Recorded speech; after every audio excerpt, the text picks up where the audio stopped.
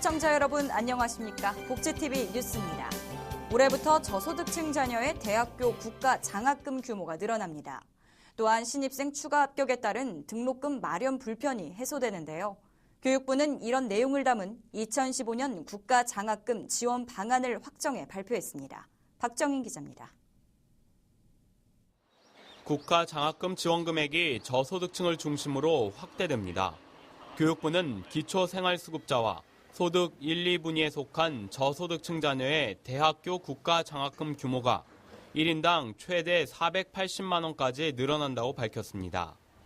올해부터 소득 연계형 장학금인 국가 장학금 1을 받는 소득 6분위 이하 자녀의 최대 지급 금액은 1인당 30만 원에서 7만 5천 원까지 오릅니다. 교육부는 내년에는 이 장학금의 대상을 1에서 3학년으로 늘리고 오는 2017년에는 4학년까지 단계적으로 확대할 계획이라고 말했습니다. 또한 교육부는 신입생들의 추가 합격 대학에 따른 등록금 마련 불편을 해소하기로 했습니다.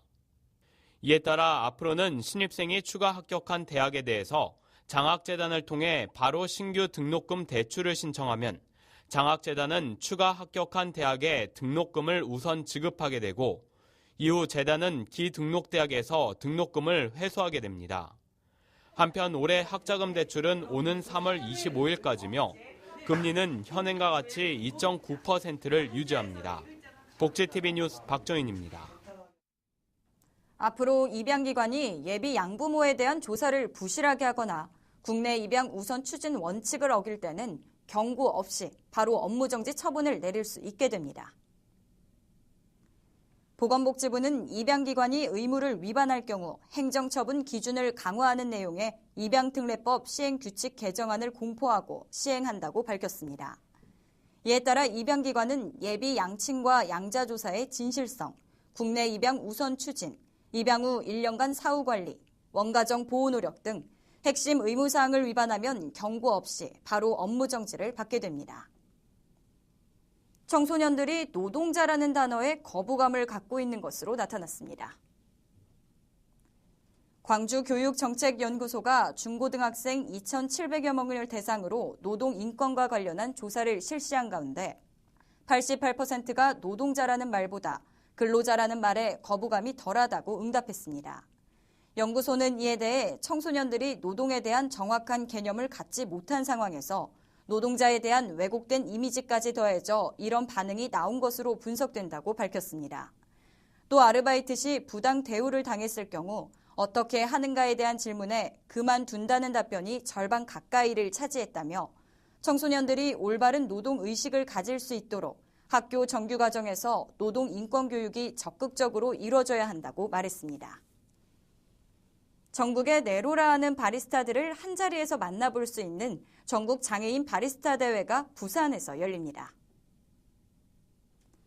한국커피연합회가 주최하는 세미 유기농 녹차라떼와 함께하는 2015 전국 장애인 바리스타 대회는 3월 13일부터 3일간 부산 백스코에서 열립니다. 대회 참가 대상은 고등학교 이상 장애인이면 누구나 가능하며 신청은 오는 1월 20일까지 www.barista대회.com 홈페이지에서 하시면 됩니다. 스마트폰을 사용하는 어린이들이 늘고 있죠. 그런데 스마트폰처럼 화면이 작은 전자기기가 아이들의 숙면을 방해한다는 연구 결과가 공개됐습니다. 잠자리에서만큼은 어린이들의 스마트폰 사용을 자제시키는 게 좋을 것 같은데요. 김소영 기자입니다. 미국 버클리 캘리포니아대 공중보건대학원의 연구팀이 미국 매사추세츠주에 사는 4학년 학생과 7학년 학생 어린이 2,000명을 대상으로 스마트폰과 수면의 상관관계에 대해 조사했습니다. 결론은 스마트폰이나 태블릿 PC를 침실에 두고 사용하는 어린이들의 수면 시간이 그렇지 않은 어린이들보다 평균 21분 정도 짧다는 것. TV 역시 수면을 방해하기는 마찬가지입니다. 침실에서 TV를 보는 어린이들이 침실에서 TV를 보지 않는 어린이들에 비해 수면 시간이 평균 18분 짧다는 것입니다. 다만 화면이 작은 스마트폰이나 태블릿 PC가 화면이 큰 TV보다 어린이들의 수면 시간을 더 줄였다고 할 수 있습니다. 연구팀의 제니퍼 폴브 교수는 스마트폰이나 태블릿 PC가 수면을 방해하는 원인이라고 단정하지는 않았지만 작은 화면에 얼굴을 가까이 대고 사용할 경우 수면 유발 호르몬의 분비를 억제할 수 있다고 밝혔습니다. 사람의 뇌가 빛의 양에 따라 수면을 유발하는 멜라토닌의 분비량을 결정하기 때문입니다. 문제는 어린이들의 수면 시간이 줄거나 수면의 질이 나빠질 경우 학업 성적 저하, 체중 증가, 면역력 약화 등 부작용으로 이어질 수 있다는 것입니다. 따라서 폴브 교수는 어린이들이 스마트폰 등 여러 미디어 기기에 노출되는 시간을 줄여야 한다는 주장이 설득력을 얻고 있다고 밝혔습니다. 복지TV 뉴스 김소연입니다. 이강덕 포항시장이 지난해를 돌아보고 올해 시정 방향에 대해 발표하는 기자회견을 가졌습니다. 현장에 박성호 기자가 다녀왔습니다. 이강덕 포항시장은 5일 시청 브리핑룸에서 2014년 시정 성과와 2015년 시정 방향에 대한 신년 기자회견을 가졌습니다.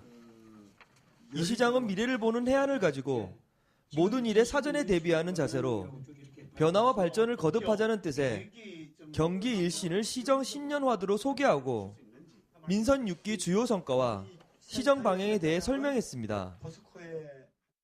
그동안 함께하는 변화와 도약하는 포항을 위해서 열심히 해왔습니다만 내년도 시정 운영을 시민 행복을 위해서 맞춤형 일자리 창출, 또 동주민센터 복지 전달 체계 개편 등에 최대한 노력하는 한편으로 폐철도 부지나 육거리, 포항 역사 등 도심 재생과 같은 그러한 가능성이 있는 부분, 또 형산강 프로젝트, 녹지공강 이런 부분을 확충을 함으로써 미래지향적인 도심 재생과 시민 친화형 휴식 공간이 확충되도록 해나가겠습니다.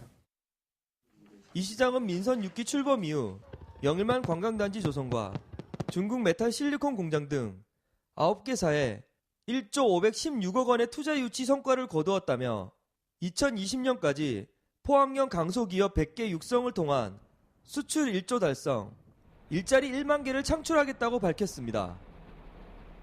포항에서 복지TV 뉴스 박성호입니다.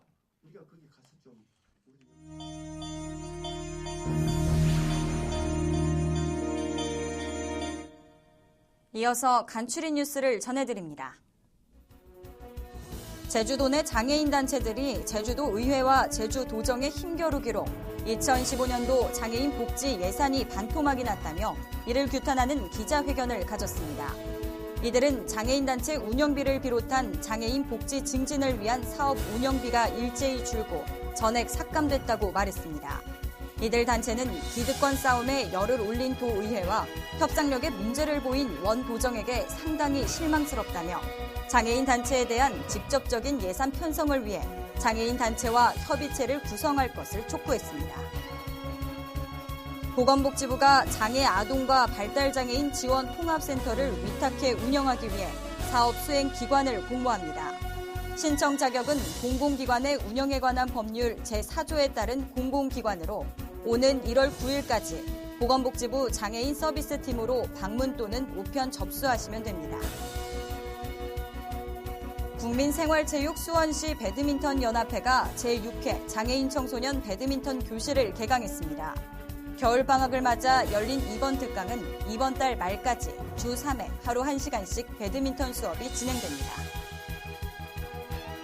포항 상공회의소가 2015년도 신년 교례회를 개최했습니다. 이날 시무식은 이강덕 포항시장을 비롯해 이병석 국회의원, 최병곤 상공회의소 회장 등 각계각층의 기업 대표와 임원들이 모여 창조적인 포항건설에 앞장설 것을 다짐했습니다. 이날 최병곤 회장은 올해는 KTX 포항 직결선과 울산 포항 간 고속도로의 부분 개통 등 포항이 교통과 산업, 관광의 중심지로 거듭나는 해라며 상공인들이 지역 발전에 이바지하도록 노력을 아끼지 않겠다고 신년 소감을 밝혔습니다.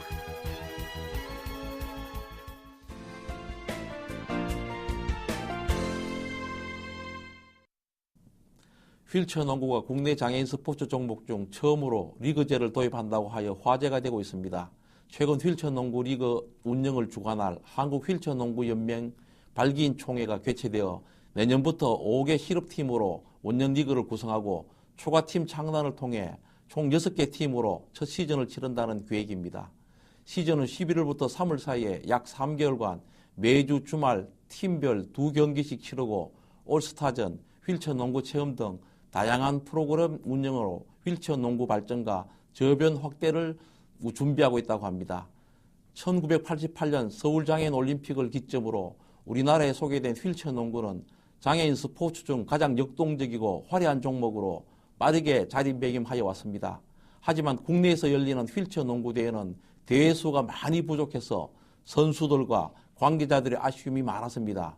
물론 전국 체육대회나 각 시도에 몇 개의 농구대회가 있지만 이벤트 형식의 단기적인 대회로는 휠체어 농구 발전이나 세계적인 선진 농구 흐름에 뒤처지는 안타까움이 있어 휠체어 농구 리그제의 도입을 준비해온 것입니다. 우리나라 휠체어 농구는 7월 인천에서 열린 세계 선수권 대회에서 역대 최고 성적인 6위를 차지하고 10월 인천 장애인 아시안 게임에서는 일본을 꺾고 우승을 했습니다. 휠체어 농구 여건이 선진국에 비해 아주 열악한 상황에서 가져온 좋은 결과는 거의 기적과 같은 일입니다. 이제 리그제가 정착되기 위해서는 지금보다는 더 많은 휠체어 농구팀이 생겨야 하고 선수들이 안정적으로 운동에만 매진할 수 있는 실업팀이 각 시도마다 더 만들어져서 지역연고팀으로 정착되어야 합니다.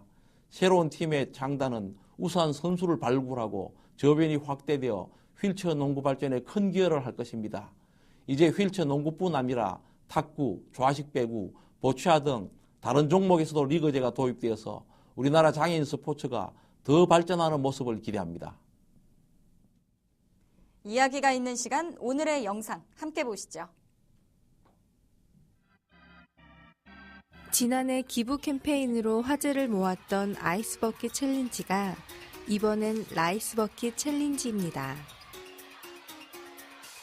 이번 캠페인은 30kg 이상의 쌀을 들거나 기부를 하는 형식으로 진행되는데요. 무거운 쌀을 들어 올리며 어렵게 살아가는 주변 이웃들의 삶의 무게를 함께 느끼고 관심과 지원으로 이어져 나가길 바라는 취지라고 합니다. 아이스 버킷 챌린지의 뒤를 잇는 라이스 버킷 챌린지. 추운 날씨 속 더욱 힘겨울 쪽방촌 주민들에게 큰 힘이 될 것 같은데요. 이러한 기부 캠페인들이 잠깐의 유행으로 스쳐 지나가는 것이 아니라 계속해서 나눌 수 있는 기부 문화로서 확산되길 기대해봅니다. 이상으로 복지TV 뉴스를 마칩니다. 시청해주신 여러분 고맙습니다.